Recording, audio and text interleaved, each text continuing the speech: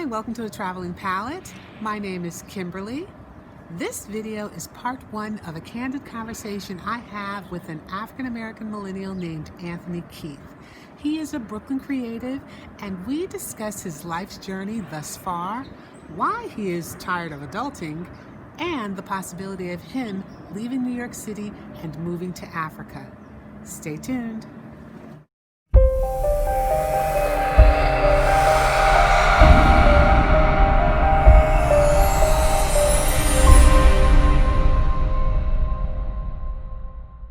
That cat it's the neighbors down the way, and that cat is always coming and saying hi, and I don't even like cats like that. I'm always like, really? Why you want to come visit me, cat? And one cat died in it was on the side of the yard, dead. And I was just like, on the side of the yard, yes. And I was just like, oh no, and so the prior people who lived there, they had a son, little son. I was like, Brian, could you come over here and get this cat? It's dead, I can't. I don't even like cats. He's like, okay, Kim, I'll come over. I was just like, oh. I wouldn't know what I would have done, honestly.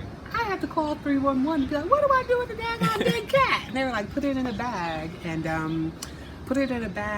put a piece of masking tape on it and write dead cat. I guess because, when something starts stinking, they don't have to go investigate that.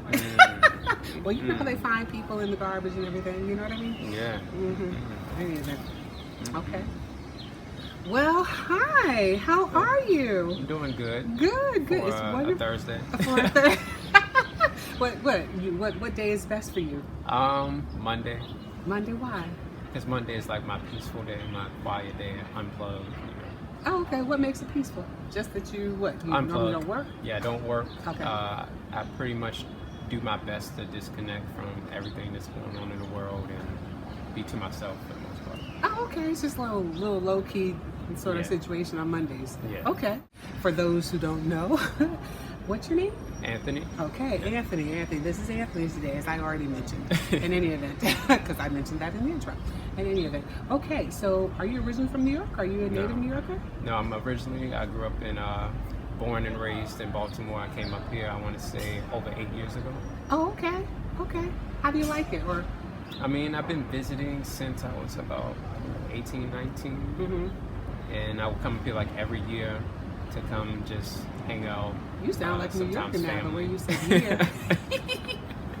So, you have family up here. Yeah, I had family. They're all, scattered about. I want to say in Pennsylvania, maybe New Jersey, and upstate New York. So. Oh, okay. I've only been to Baltimore once. My sister lived there, I don't know how long, a year or two or something, and I visited her, but I didn't go to her house. She just had, I feel like I was in transit, and I had a very short window of time, and so we met at the waterfront. It was like a new waterfront or something like that at that point. Some sort of like marina sort of thingy, I think. Could have been like around the harbor. Harbor, yeah, I think that's what they call it, the harbor. Yeah. Probably Harbor East, because they built up all of these fancy, condos. I think even a hotel down there before. Oh, really? Yeah. Oh, okay. That could have been it. Oh, you said you've been here for 8 years? Yeah, it was way years. longer than that. I mean, because it was much longer than that. So yeah, something. In any event, but I've never really spent any time there. Like I said, I went to that harbor and that was it. Did you get seafood? Probably. I mean, it wasn't Maryland. I mean, well, Baltimore is Maryland. So if you think Maryland crab, look at me, Baltimore is Maryland. In any event, but I know I didn't get crabs because that would have been memorable. Well, you were right, because a lot of people from Baltimore really don't even associate with the rest of the DMV area. Baltimore. Really? Yeah, they kind of take Baltimore as its own entity. Oh, okay. Really? So you didn't really go too wrong by messing that up, because they're just from Baltimore. They don't even care about the surrounding areas. It's just Baltimore. Oh, okay. It's his own little mecca. Yeah. Okay. To them, yeah. You don't consider yourself a What do you say, Baltimorean? I mean, to an Baltimore? extent. Yeah. You got Bodymore. Oh, really? Yeah, it's called Bodymore. Okay. Oh, Bodymore? Oh, really? I never saw that TV show that... The Wire. Yeah, I never watched it. Yeah. I've seen it, yeah. I mean, it was a neighborhood in Baltimore that was kind of rough. Okay. And a lot of people think that's the whole scope of Baltimore. And I'm no, that was It's just like one area.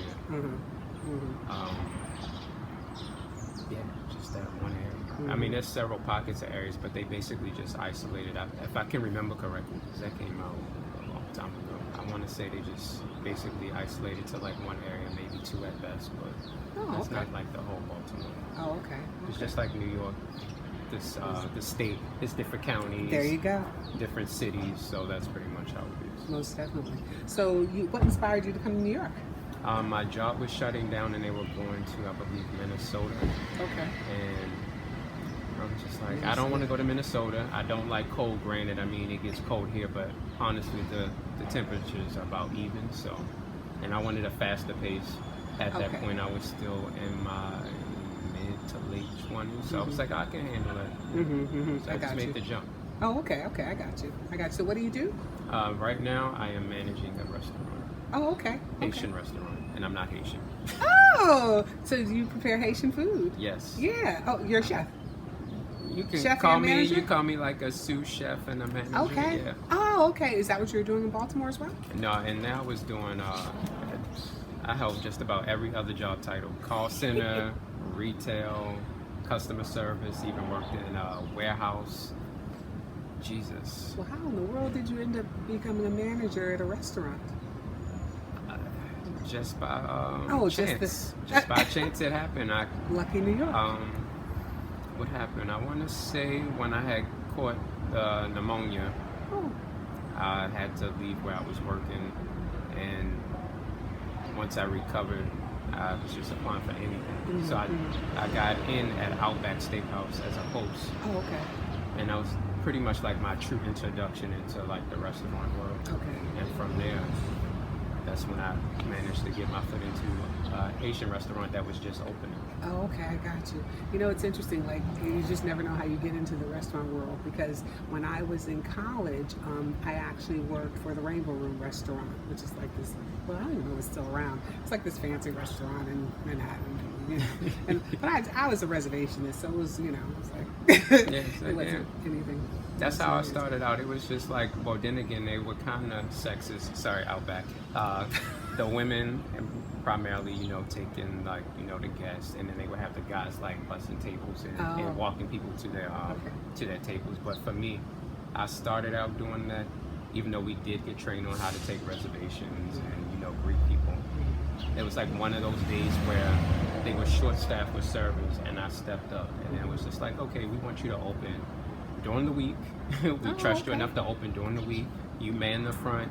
You know, you tell the morning service, you know, what their duties are in the morning. So I just end up being like a lead. Okay. And then from there, I was just like, oh, okay. Okay, so they saw some managerial prospects in you and let you go head on. Yeah. Which is wonderful. Good. But I was just like, payroll wasn't keeping the money straight. Payroll never is. So they kept on bumping me back down, and then they would have to pay me the difference back. And then at that time, I think I had managed to get like 2 more jobs. Like, I was just hustling. Once I got my health back, I was like, I need to get my money flow back. I need to, you know, put my feet to the pavement. So where I'm at now, I've been with them for over 5 years. Oh, okay. And I started out cashier position. And then within, I want to say like a year or 2, and they were like, you want to be a manager? Okay. Now it's the bosses, and now it's me. Okay, so, got you. Okay, well, that's good. So have you learned how to cook some Haitian food too and everything? Do you have any Haitian heritage in your blood? No, I'm just wondering. Okay, you did say that. Okay, are you Caribbean anything, or just African American? Just African American. Okay, that's like me too. I don't know nothing. I'm honorary Caribbean though. You know? Yeah. So you're honorary Caribbean too. Yeah, to an extent. You know, you probably know how to cook you know how to cook the food? No. No, you're not learning while you're there. You're not watching them. I mean, at work, I know how to cook. I mean, I can cook some Haitian food. I know how to make the black rice, the rice. Well, so you know a few better than I. Go ahead. The legume, probably pronouncing all of these wrong because they always corrected me. But yeah, I pretty much know how to cook what's on our menu. Okay. So. Well, that's probably enough. Yeah. You probably know how to cook everything that's, you know, important, all those staple dishes. Yeah, that I know how to do. Okay. So, I mean, one of the girls who is like fresh from out of Haiti, she was like, what she tell me? She knows how she got the black rice down, but she says she can't trump my rice and beans. So. Oh, okay. Go ahead on. Good. Okay. So you're a little bit of a cook. Yeah, but she can't try my white rice either. But I don't think nobody told her that.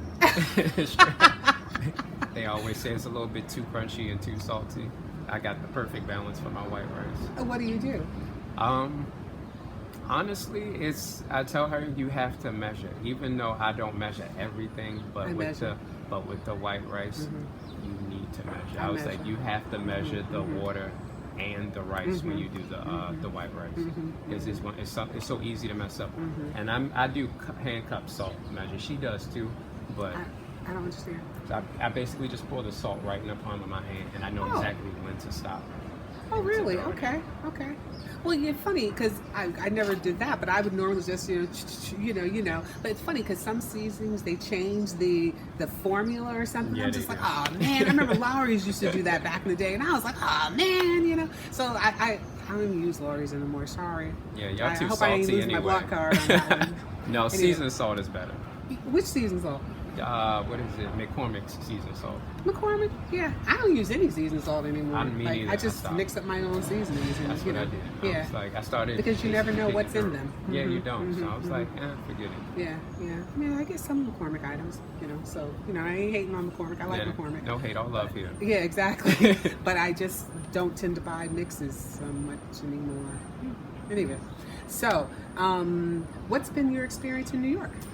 It's been pretty good. It's been positive for the most part. I haven't had any crazy roommate experiences. Just only, as we all do, rent. That was about it. But I managed to keep my rent for the most of the time I was here to an even number for that whole time. I was just having this conversation with somebody yesterday. Oh, wow. I was like, every time they would propose a rent increase, I was just like, bro, this place there's no upgrades in here. Like, you're not getting me for my money. I always say, don't let the area code fool you. Every time they try to approach me with the increase, it's because it's not a 718, 917, or 646. I'm like, I'm here. I've been living on my own for a little minute now. I'm here. Oh Lord. Okay. So I managed to just keep the same amount of rent for about 4 years. Oh, that's good. While everybody else was paying more, they renovated upstairs, and they were like, "We're paying like $2,300." Wow, really? Yeah, I wasn't even paying close to it. Oh my God. I was paying under $1,500. Okay. A one bedroom? No. It was a railroad style that I laid out into 3 bedrooms. Okay. So You did your thing. In New York, that is a good rent, okay? Okay. That is a very good rent. So I'm like, one bedroom? Nope. Studio? Nope. I know studios for that price, so go ahead on. Yeah, my front half of the apartment was basically studio size. Okay. So I was able to I didn't want to put a sofa in there, but I did have a table, bedroom set, and still had space to even host parties and whatnot. Oh, wow, really? Yeah. Even with the bed there? Mm-hmm. We just throw the bed into the middle room. Mm-hmm. Oh, okay. Put it right in the middle room, and you have about 30 people in there comfortable. Okay. Well, that is good for New York. Yeah. Wow. Okay. The only thing nice in there was, I want to say, the space and the bathroom. Everything else needed some TLC. Oh, okay. Well, it is what it is. But okay. So, being that we're in the pandemic and whatnot, you're a friend of a friend. That's how I met you. Right. That's how. Anyway, but I've heard of you for few years now, right? So, how have things changed for you with the pandemic? Was your restaurant closed for a little while? No, we actually stayed open. Okay. What we did was we downsized. For I want to say about 2 weeks, we saw a major dip in the sales, and then right after that, it was we were doing better than what we were doing prior. Yeah. So it's kind of crazy, but also good. It's a wonderful thing because I know, over here in my neighborhood, I tell you, some days I'm just it looked like nothing happened when you walk on the main little drive over there. I've seen that. I was just like, what the? You've seen? I was just Yes. like, oh my God! It looks like a Saturday in a regular time of year. So I don't know what's going on in Manhattan. I haven't been to Manhattan since February. You know, I've heard things. Through there a few times, and when I say very deserted. Very deserted. That's what I keep hearing. Very. That's what I keep hearing. Manhattan is spray paint on buildings. People are just, I guess it's the homeless community. They just spread out everywhere. Really? Yeah, it's just really. Yeah, nothing's really going on in the city. Oh my goodness. The times I've driven through there, I'm just like, wow. Wow, yeah, that's unbelievable, right? Nobody walking up and down. It's just a couple people, as opposed to like a street ton of people. So. Ooh, wait a minute. Tired of adulting. Oh yes. What is that? Pretty much, I want to say back in like 2015, I had hit a point in my life where I was just like, everybody around me seems to be enjoying their life. I'm over here, struggling. I feel like trying to save, trying to go by this playbook, American playbook, so to speak. Not fully, but yeah, I was just like, I'm just tired of this. I was like, there has to be another way. I've always felt like I wanted to do my own thing. And at that point, I was just like, I need to start doing my own thing.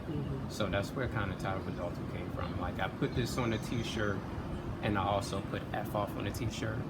Sorry, not sorry, because that's how I was feeling at that time. I was just like raw, like, I'm tired of this adulthood. I'm tired of, like, this is what you're supposed to have. Everybody will always, say, well, are you going to go back to school? Do you want to go to school? I'm like, that's not the route for me. I'm not really a rebel. To me, I just don't see what they laid out in front of you as like the way of life for everybody. Now, some people, yes, it may work. I always say, if you want to be like a lawyer or a doctor, yeah, go to school. Put all that time in. But for things where I feel like I'm an advocate for community college, so I feel like anything that you can bust out in 2 years, which to me is a lot of professions, because a lot of people around me have went to college, and then it's just like, the first 2 years are just like your general studies for the most part until you get into. And I'm like, I feel like that's kind of like unnecessary. Once you get out of school, like grade school, I feel like you need to go in, learn what you want, what it is, and then, go out there and be into the workforce. Because, hey, but during this pandemic and listening to more people on YouTube talking, it's kind of like also changed my perception, where it's like school basically is built to just put you into like the hamster wheel. That's exactly it. I was going to say, once I got a break, I was like, yes, school is not really nurturing creativity. No. It's nurturing you to be a worker bee. Yes. It's true. And back then I didn't quite grasp that, but now it's like, okay, it makes sense why I was feeling this way. Because I was just like, I'm going to go to school for what? Like, I'm paying you X amount of dollars, basically more than what my salary could possibly be once I get into the workforce. So then I'm going to be indebted to you. Like, I don't like that. It's all set up to put each generation into the cycle of consumerism, and that goes with the marketing and everything. And then also it's to put you in debt so that you have no choice but to work for the man and yeah. And stay in line, Yes. Don't try to do anything different. Not at all. So yeah. That's pretty much like where all tired of adulting came from. I was just like, this brand of adulthood that's being pushed, because they start pushing it on you in high school. And I was just like, that's just not for me. And even in high school, there's so many things that I wanted to do, mainly artistically. And I was just like, I just don't see that. But they like, oh, you can go to school and that can be like an elective or a minor while you take. And I was just like, no, all of that still don't make sense to me. No. So I was like, after this is done, I'm gonna just jump out into the workforce. And that's what I did. I was just like, I'm out. I got you. Did you happen to go to a trade high school? No. Yeah.